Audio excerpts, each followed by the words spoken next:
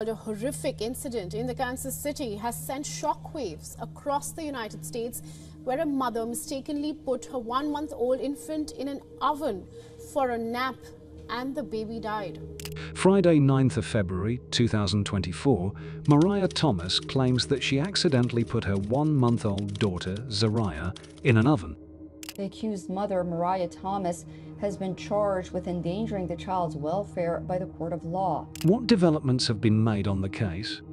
Is there a possibility that she could be declared innocent based on a mental illness? Join us as we take another look at this heartbreaking case. 26-year-old Mariah Thomas lived with her parents and 1-month-old daughter. On the day of the incident, Mariah was left alone at home with baby Zariah. It was typical that she cared for her while her parents went to work for the day. Later in the afternoon, Zariah's grandfather got home to the worst news possible.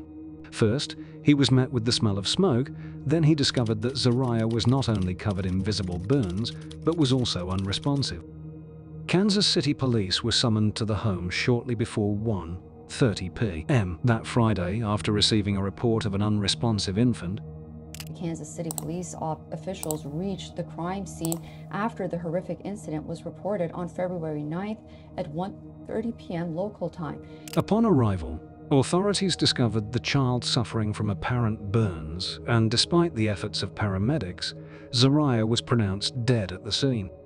When questioned about the incident, Mariah Thomas claimed that she had mistakenly placed Zariah in the oven instead of her crib while putting her down for a nap.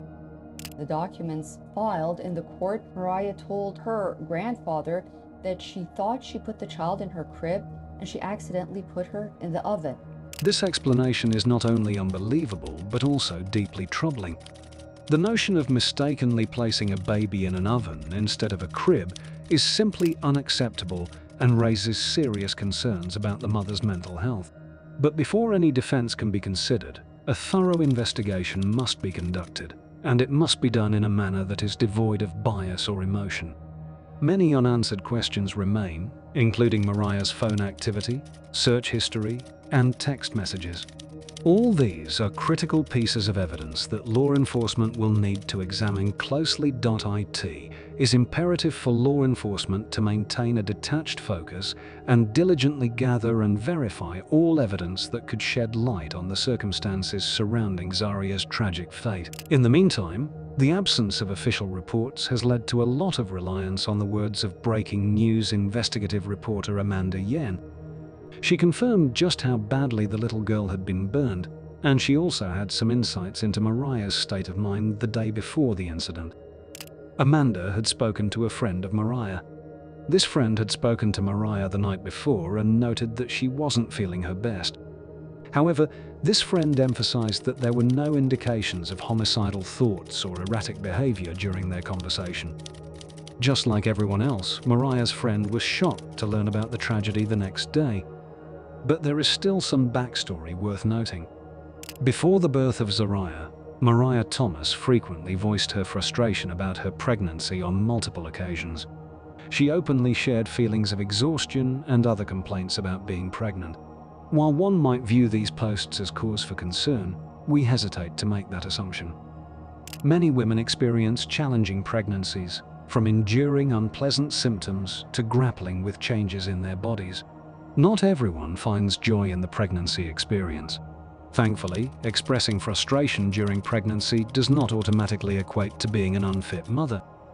Setting aside postpartum depression, most women develop a deep bond with their newborns upon their arrival, regardless of their feelings during pregnancy. Given this perspective, can we truly argue that Mariah's grievances during pregnancy should have served as warning signs to those around her? Should all women who express frustration about their pregnancies be regarded as potential risks to their children? It's worth noting that Mariah Thomas was not an inexperienced young mother. At 26 years old, she was a mature adult who should have understood the gravity of her actions. Whether she is mentally sound or not, let's consider the case from the perspective of a potential defense strategy. We believe that whoever decides to take on the defense has their work cut out for them. When you come across the headline 26-year-old Missouri mum charged with baking her 1-month-old child to death, it is almost impossible to feel any kind of sympathy for said mother. So we imagine that it would be difficult to convince anyone, much less a jury, that this woman is not guilty. Unless, of course, the defense takes the most obvious route, which in this case would be an insanity defense. That this incident was an accident is a defense strategy that simply will not fly. There were just too many steps involved. First, the act of opening the oven, placing your baby on the rack, closing the oven, and cranking it up to, who knows, 400 degrees? In what world can all of these steps be classified as an accident? One thing Mariah Thomas did that we believe is pretty damning in the eyes of the public is the fact that she chose not to provide a statement to law enforcement. First, she remarked that she had accidentally done this, but as soon as she was read her Miranda rights, Mariah stopped talking. It is alarming that despite the gravity of the situation, Mariah opted to exercise her Fifth Amendment right to remain silent rather than provide a statement. Even worse, this decision reportedly did not stem from a place of overwhelming grief, but rather from a conscious choice to refrain from speaking. We believe this action does not align with the actions of someone having a mental breakdown. If Mariah Thomas was insane when she baked her baby in the oven, is it possible that she suddenly became sane enough not to incriminate herself by talking to the police afterward? Sadly, there have been one too many cases very similar to this one. In cases of insanity, most of these baby killers cannot comprehend what they have done, or when they do, they are visibly and uncontrollably horrified at what they have done. Wouldn't you say that the most likely reaction of a mother who bakes her child alive would be frantically trying to explain that she did not know what she was doing? Maybe there is no one-size-fits-all approach. At this point, it is important to delve into Mariah's medical background, particularly regarding her mental well-being. It's also essential to explore whether the parents had knowledge of any diagnosed conditions Mariah may have had. From the perspective of Child Protective Services, historical information concerning Mariah and her household is pivotal in assessing the risk in this scenario. Child Protective Services must examine past inquiries, the household's composition, Mariah's personal attributes, her mental health history, potential developmental challenges, her perception of the incident, and any prior interaction with CPS either as a child or a parent. On this point, some culpability could arguably be placed on the parents. If Mariah had a documented history of mental illness, entrusting their grandchild to her for extended periods may not have been the wisest decision. Given that Mariah Thomas was part of the general populace, one might assume she hadn't been diagnosed with any mental disorders warranting segregation. However, there are indications suggesting otherwise. Amanda Yen disclosed that a friend she interviewed revealed Mariah's mental health struggles. This friend mentioned Mariah had been on medication for her condition, but doctors advised her to discontinue it during pregnancy due to potential risks to the baby's development. However, Mariah declined to resume her medication postpartum without providing a compelling reason.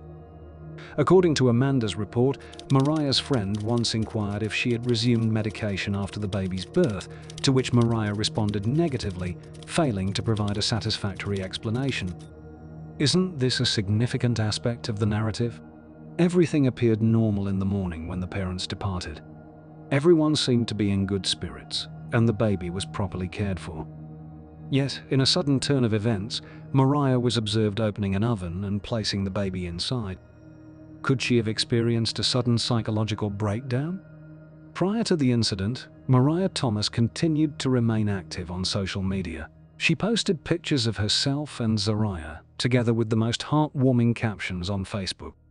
January 21 St, she writes, "My goal this year for 2024 is to be the best mother I can be to my beautiful daughter and to stay out of drama and to get a place for me and my daughter and for only me and my daughter." 5 days later, Thomas posted, "I don't have any friends at all. This is sad, man, and the ones I do get only friends with me on their own time." An extensive look at her profile page would show that she had good days and bad days. Mariah Thomas could very well have been depressed.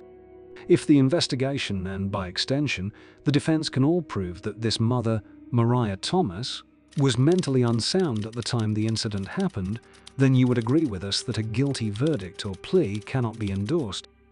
February 10, the day after the incident, Mariah Thomas faced charges for endangering the welfare of a child in the first degree, resulting in the tragic demise of a child, all of which constitutes a class of felony. Initially, Thomas received a $200,000 bond with a 10% requirement, equating to $20,000, to be posted. But when she later appeared in court on Tuesday, February 20, Thomas's legal counsel advocated for a bond reduction. They cited her lack of prior criminal history, local family ties, and mental health as considerations. The defense requested a bond reduction to $20,000, with 10% of it secured. They also proposed that if posted, Thomas would be placed under house arrest. The prosecution opposed it, citing the gravity of the charges, and labeled Thomas as a potential flight risk. Nonetheless, Jackson County Judge Travis R. Willingham approved a bond reduction for Mariah Thomas to $100,000 with 10% secured. If Thomas fulfills the bond conditions, the state then mandates her placement on house arrest, which, of course, would be monitored by a GPS bracelet. We imagine that it would take a considerable amount of time before this case goes to trial. But till then, the ominous question lingers. What if Mariah Thomas is declared innocent due to her mental disability? To be declared not guilty by reason of insanity, NGRI several criteria must typically be met.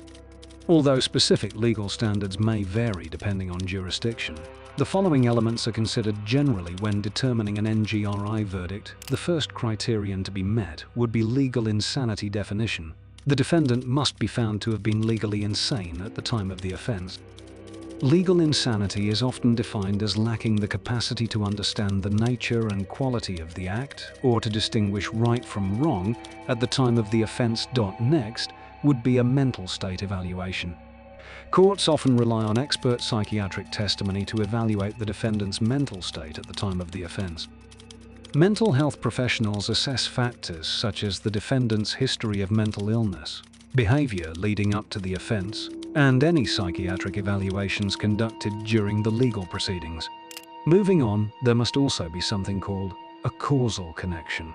To meet this criteria, there must be a causal connection between the defendant's mental illness and the criminal act committed. In other words, the mental illness must have directly influenced or caused the defendant's behavior at the time of the offense. Equally important is the burden of proof. In most cases, the burden of proving insanity rests with the defendant. In others, the burden may shift to the prosecution to prove beyond a reasonable doubt that the defendant was not legally insane at the time of the offense. The degree of proof required also varies by jurisdiction. Some jurisdictions require the defendant to prove insanity by a prevalence of the evidence, while others may impose a higher standard, such as clear and convincing evidence. This brings us to the prosecution's rebuttal. Once the defendant presents evidence of insanity, the prosecution may offer its own evidence to rebut the insanity defense. This may include expert testimony disputing the existence of mental illness or defect, as well as evidence showing that the defendant understood the nature and consequences of their actions at the time of the offense. Then, of course, there is judicial determination. Ultimately, it is up to the judge or jury to determine whether the defendant meets the legal criteria for insanity. If the defense successfully establishes insanity, the defendant may be found not guilty by reason of insanity, NGRI. In some cases, the defendant may be committed to a mental health facility for treatment rather than being sentenced to prison. It's important to note that being found not guilty by reason of insanity does not necessarily mean the defendant is released without consequence.